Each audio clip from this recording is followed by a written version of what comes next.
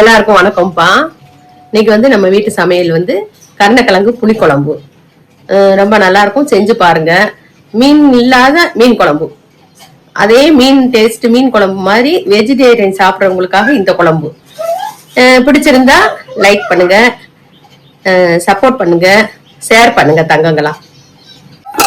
தக்காளி கொஞ்சம் நல்லா பிசைஞ்சு நம்ம முதல்ல புளியை கரைச்சி ரெடி பண்ணி வச்சுக்கிடுவோம். புளி ஒரு எலுமிச்சம்பழம் ஊற வச்சேப்பா. சரி, புளியை கரைச்சி எடுத்துட்டு ஒரு 3 தக்காளி பழத்தை இதோட சேர்த்து கரைச்சி வச்சுக்கணும். சரியா? ஓகே. எண்ணெய் காஞ்சதும் கொஞ்சோண்டு கடுகும் வெந்தயமும் போட்டுருக்காங்க அம்மா. அடுத்து வெங்காயம், சின்ன வெங்காயம் ஒரு 10-15 சின்ன வெங்காயம் இருக்கு. ஒரு 2-3 பல்லு பூண்டு. புளியோடையும் தக்காளியோடையும் நமக்கு தேவையான குழம்பு பொடியை போட்டு இதுலயே கரைச்சிருவோம்ப்பா.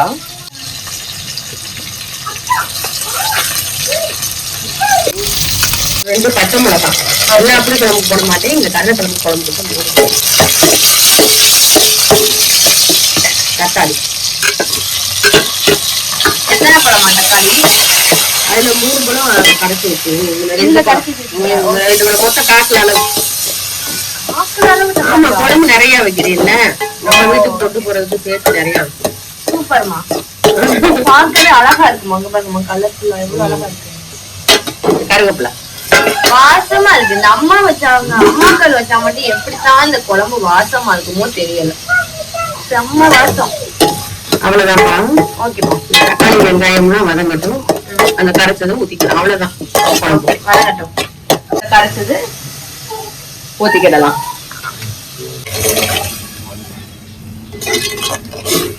ஒரு 2 தேங்காய் சில்லு, கொஞ்சம் சின்ன வெங்காயம் போட்டு அரைச்சிருக்கேன், அதையும் ஊத்திடுங்க. ஓகே. உப்பு போட்டுறேன். என்னப்பா? ஓகேம்மா. கொதிக்கட்டும், அவ்வளவுதான். குழம்புக்கு தேவையான அளவு தண்ணி ஊத்திடுவோம்ப்பா. இது ஒரு 5 கருணக்கிழங்க குக்கர்ல போட்டு கொஞ்சம் உப்பு, கொஞ்சம் மஞ்சத்தூள், ஒரு கொட்டை புளி அதுலயே போட்டுறணும்ப்பா. போட்டு தண்ணி ஊத்தி நீங்க வேக வச்சிடணும். அப்படி வேக வச்சீங்க அப்படின்னா அந்த கருணக்கிழங்கு நாக்கு அறுக்கும். ஒவ்வொரு கிழங்கு, புது கிழங்கெல்லாம் நாக்கு அறுக்கும். அது இல்லாம இருக்க, காரம் இல்லாம இருக்கிறதுக்காக இப்படி நீங்க செஞ்சீங்க அப்படின்னா நல்லா மாவு மாதிரி கிழங்கு வெந்துரும், அந்த அரைப்பு இருக்காது, நல்லா இருக்கும். எத்தனை விசில் வைக்கணும்? ஒரு 2 விசில் வச்சாலே போதும். ஓகே, சூப்பர்மா. இப்ப கிழங்க போட்டுருவோம். போட்டுலாமா? ஓகே. பார்க்கவே சூப்பரா இருக்குமா. யாருக்கியா? அப்பா. அப்பா, அம்மாவுக்கா, அப்பாவுக்கா? சரி, போடுங்க. போடுங்கய்யா. கிண்டிட்டு ஊத்து. என்ன செய்ய இவன் தான் போடுவேன்னு சொல்றான், என்ன ஒண்ணும் செய்ய முடியல. அம்மாச்சிக்கு ஊத்து முதல்ல. அம்மாச்சி ஊத்துங்க. அம்மாச்சி தட்டுல ஊத்துங்க. ஊத்து.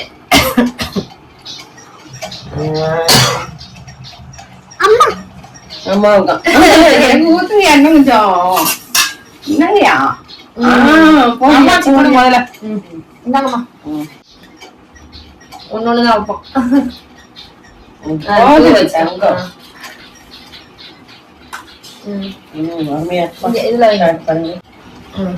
ஓகே, சாப்பிடலாமா?